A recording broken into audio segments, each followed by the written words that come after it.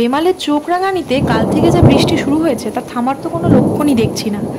এখন বাজে সকাল 10টা। গতকালের মতন ঝড় না হলেও বৃষ্টি কিন্তু এক ফোঁটাও কমেনি। আমি আমার চ্যানেলে আজ প্রথমবারের জন্য ব্লগ দিতে চলেছি।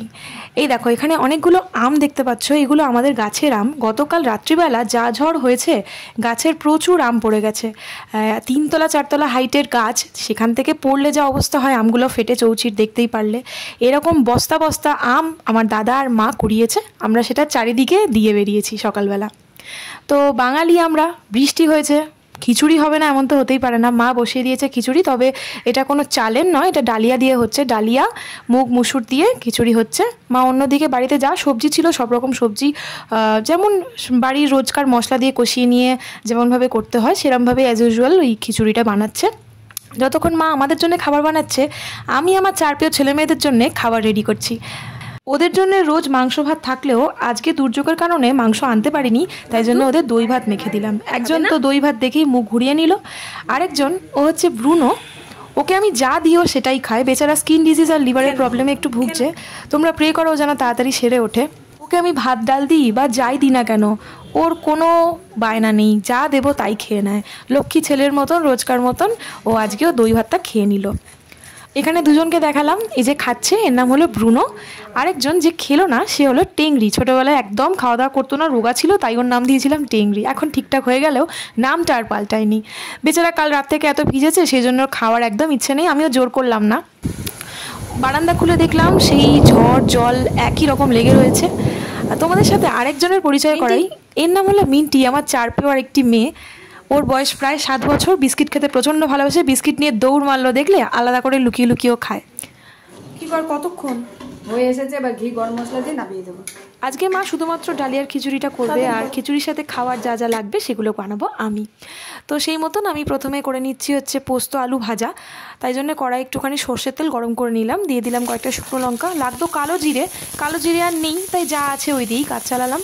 ডুমো ডুমো করে মাকে আলু কাটতে বলেছিলাম একদম ছোট্ট করে, সেগুলো দিয়ে দিলাম আমি। আলুগুলো সবটা কিছুক্ষণ ভালো করে ভেজে নিতে হবে উল্টে পাল্টে। তারপর ওর মধ্যে দিয়ে দেবো হলুদ গুঁড়ো আর দিয়ে দেবো নুন, আবারও সবটা ভালো করে ভেজে নেব। আর দিয়েছিলাম লঙ্কা গুঁড়ো। লঙ্কা গুঁড়ো দিতে পারো নাও দিতে পারো, আমি একটু বেশ স্পাইসি হবে সেই জন্য দিয়েছিলাম। এটা ভালো করে নেড়ে চেড়ে ঢাকা দিয়ে কিছুক্ষণের জন্য এটা হতে দেব। মাঝে যা গরম পড়েছিল, বাপরে বাপ, কিছু যে রান্না করব ভালো মন্দ তার তো উপায় নেই, রোজই হালকা পাতলা খেতে হচ্ছিল। তাই চ্যানেলে যে ভিডিও আপলোড করব তার সুযোগই পাচ্ছিলাম না। আজকে ভাবলাম যে বাড়িতে যা করি আমি রোজ দুপুরবেলা বা সকালবেলা রাত্রিবেলা, সেটাই যদি আমি চ্যানেলে আপলোড করি ব্লগের মতন করে, যদি তোমাদের ভালো লাগে সেই চিন্তা করেই আমি আজকে এরকম প্রথমবারের জন্য চ্যানেলে ব্লগ দিলাম। জানি না তোমাদের কেমন লাগবে, জানি ভিডিওটা এমন কিছু ইনফরমেটিভ নেই, আমার ডেইলি লাইফস্টাইলটাই আমি জাস্ট তুলে ধরলাম। যদি ভালো লেগে থাকে তোমরা চ্যানেলটাকে ফলো করো যারা নতুন দেখছো, আর যারা আমার পুরনো সাবস্ক্রাইবার বা পুরনো ফলোয়ার্স যারা আছো তাদের যদি ভালো লাগে আমাকে প্লিজ কমেন্ট করে জানিও। তোমাদের একটা কমেন্ট আমাকে ভীষণ খুশি করে। ঢাকা খুলে যখন দেখলাম আলুটা একদম সেদ্ধ হয়ে গিয়েছে, তখন আমি এখানে 2 চামচ পরিমাণ পোস্ত দিয়ে দিলাম, আর আমার তৈরি হয়ে গেল পোস্ত আলু ভাজা। তারপর আমি অন্য একটা জায়গায় নিয়ে নিয়েছি স্লাইস করে কাটা কিছু পেঁয়াজ, ওর মধ্যে দিয়ে দেবো বেসন, দিয়ে দেবো অল্প নুন, আর দিয়ে দেবো লঙ্কা গুঁড়ো। আর হ্যাঁ, কাঁচা লঙ্কা কুচিও দিয়েছিলাম। এখানে কালো জিরে লাগতো, ওই যে বললাম কালো জিরে বাড়িতে নেই তাই দিতে পারলাম না। এর মধ্যে খুব অল্প পরিমাণ জল দেবো, ব্যাটারটা একদম টাইট টাইট হবে। তো এখানে আমি এটা বানিয়ে 5-6 মিনিটের জন্য রেখে দিয়েছিলাম। এবার অন্য একটা কড়াতে আমি সাদা তেল গরম করে নেব। তেলটা ভালো মতন যখন গরম হয়ে আসবে তখন ওই ব্যাটার থেকে অল্প অল্প পরিমাণ পেঁয়াজির মতন একটুখানি তুলে আমি ছেড়ে দিলাম। এবার পেঁয়াজিগুলো ভালো করে ভেজে নেব, উল্টে পাল্টে 2 পিঠ যেন সমানভাবে ভাজা হয়, ভিতর থেকে যেন কাঁচা না থাকে সেটা লক্ষ্য রাখতে হবে। এটাকে ভালো করে ভেজে নিয়ে আমি তুলে নেব। তোমরা কারা কারা পেঁয়াজি খেতে ভালোবাসো? আমি তো পেঁয়াজি খেতে ভীষণ ভালোবাসি। আলুর চপ, বেগুনি, পেঁয়াজি, এই 3টের মধ্যে সবচেয়ে প্রিয় আমার বেগুনি, আর তারপর হচ্ছে পেঁয়াজি। দেখতেই পাচ্ছ এখানে আমার প্রায় 2 পিঠ ভালো মতন ভাজা হয়ে গেছে। এবার এগুলোকে আমি অন্য একটা জায়গায় তুলে নেব। এবার এই তেলেই আমি ভেজে নেব গোল গোল করে কাটা বেগুন। বেগুনটা সবার জন্য করব না, শুধু মায়ের আর আমার জন্যে। আমি বেগুন যখন খাই না, বেগুন ভাজা, আমার না এরকম গোল গোল করে বেশ চাকা চাকা করে বেগুন কেটে সেটা ভেজে খেলে না আমার খুব ভালো লাগে। তো দেখো আমার এখানে বেগুনটাও ভাজা হয়ে গেল, তুলে নিলাম। এবার ওই তেলের মধ্যেই আমি আমার একার জন্যে করে নেব একটা ডিমের পোচ।